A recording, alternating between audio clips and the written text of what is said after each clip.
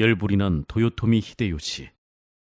옥포해전을 승리로 장식했던 이순신은 이어서 하포해전, 적진포해전, 사천해전, 당포해전, 당항포해전, 율포해전을 치르면서 단 한 번도 패하지 않고 모조리 일본 수군을 격파했다. 말 그대로 그의 눈에 띄는 대로 일본 전선은 박살이 났다. 이 소식을 보고받은 도요토미 히데요시는 펄쩍 뛰었다. 경상도로 올라간 육군 쪽은 잘도 올라가서 벌써 6월 14일에 평양성까지 점령했는데 전라도로 들어간 수군들은 이순신에게 연일 패하고 있었던 것이다. 이순신, 어떤 놈인가? 당시만 해도 도요토미 히데요시는 해전에 대한 확고한 전략이 없었다. 아니, 전략이 없었다기보다는 그가 임진왜란을 일으키기 5년 전에 규슈를 정벌할 때도 그러했듯이 전선은 그저 육군을 수송하는 정도로 생각했었다. 그에게 있어서는 그것이 당연한 것이었다.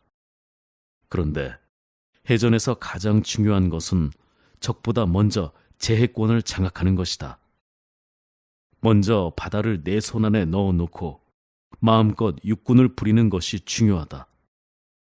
이것이 올바른 순서인데 도요토미 히데요시는 이 점에 소홀했다.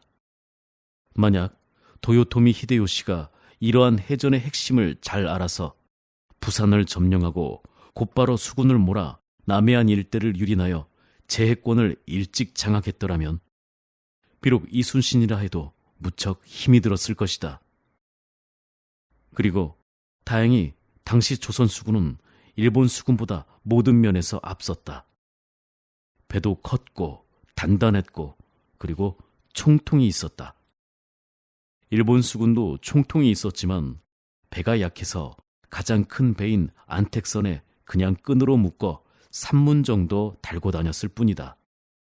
훈련 수준도 이순신의 조선 수군이 일본 수군보다 압도적으로 앞섰다.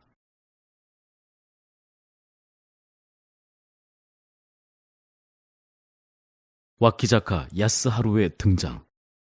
도요토미 히데요시의 해전에 대한 전략 소홀로 인해서 일본의 용맹한 수군 장수들인 구키 요시타카, 가토 요시아키, 와키자카 야스하루는 바다가 아닌 육지에서 싸웠다. 조선으로서는 참으로 다행한 일이었다. 여기서 우리는 와키자카 야스하루라는 일본 장수에 대해 주목할 필요가 있다. 이순신과 한산도 앞바다에서 한판 승부를 벌일 장수이기 때문이다. 그는 도요토미 히데요시의 신임을 듬뿍 받고 있는 인물이었다. 일본 도쿄에 가면 인화원이라는 와키자카 가문의 사찰이 있는데 와키자카의 후손들은 오늘날에도 이곳에 모여 임진왜란 당시 이순신에게 처참히도 패했던 그들의 조상을 추모하고 있다.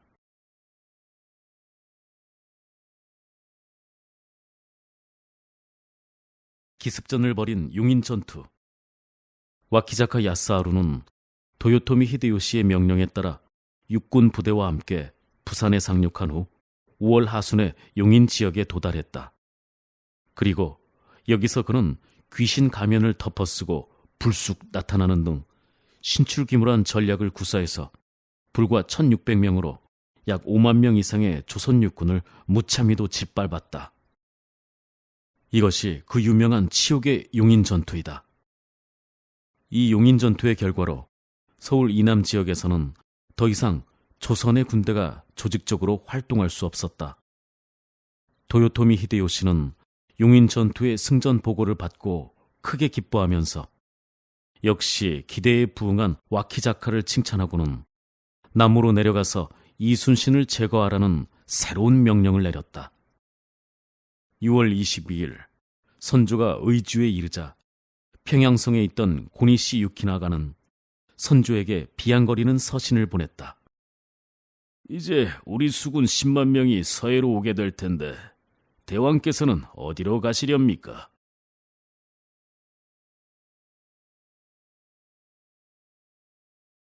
이순신과의 정면 대결. 1592년 임진 6월 28일 부산에는 구키와 가토의 수군 함대가, 웅천에는 와키자카의 함대가 직결되어 있었다. 도요토미 히데요시는 이들 3명의 장수가 뭉쳐 하나의 통합함대를 편성하여 이순신을 쳐부수도록 한 것이다. 이렇게 하여 용인 전투에서 그 진가를 보여준 와키자카와 이순신이 남쪽 바다에서 정면으로 대결하게 되었다.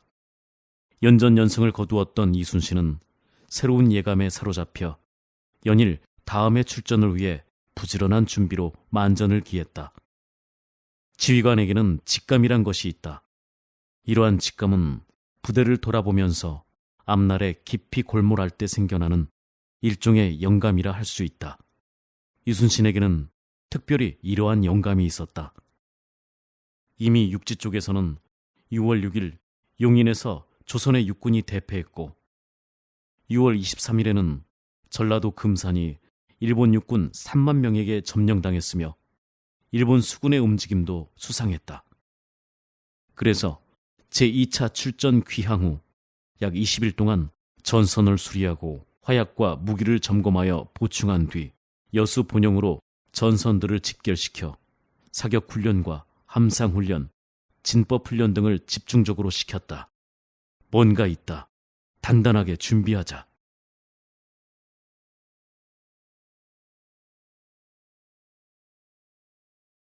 이순신 통합함대의 결성. 아니나 다를까 경상도의 가덕도와 거제도 등지에서 또다시 일본 전선 수십 척이 출몰했다는 소식을 들었다. 그리하여 이순신은 7월 6일을 출전일로 잡았고 전라우수사 이혁기는 함대를 이끌고 약속한 날짜인 7월 4일 오후에 여수에 도착했다.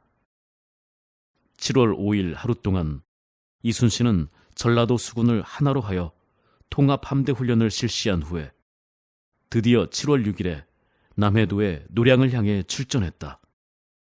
적의 공격을 수동적으로 기다리기보다는 오히려 적극적으로 적을 찾아 나서는 이순신의 모습을 볼 수 있다. 이때의 정확한 전선의 수는 기록에 따라 약간 차이가 있으나 역사가들은 원균의 경상우수군의 수리된 전선 7척을 합쳐 대략 56척으로 추정한다.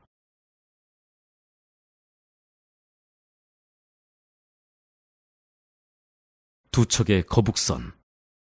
이 당시 거북선은 두 척이 출전하게 되는데 오른쪽 거북선의 돌격장에는 박일양이 임명되었다.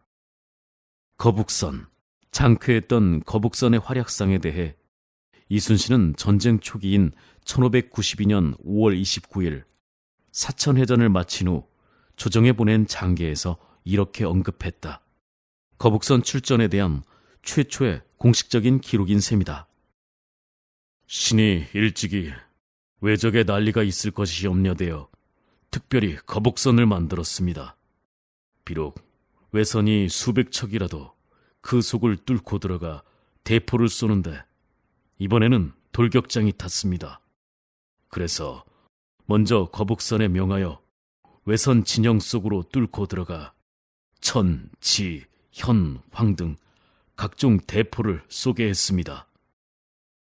이충무공 전서 권이 당포 파회 병장에도 보면 거북선의 역할에 대해 이렇게 기록하고 있다.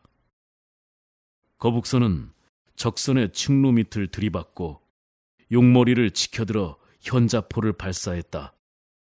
적선을 부딪혀서 당파하자. 여기서도 당파라는 말이 나왔다. 배를 부딪혀 깨는 것이 아니라 화포를 쏘아 깨는 것이다. 그런데 거북선은 조금 달랐다.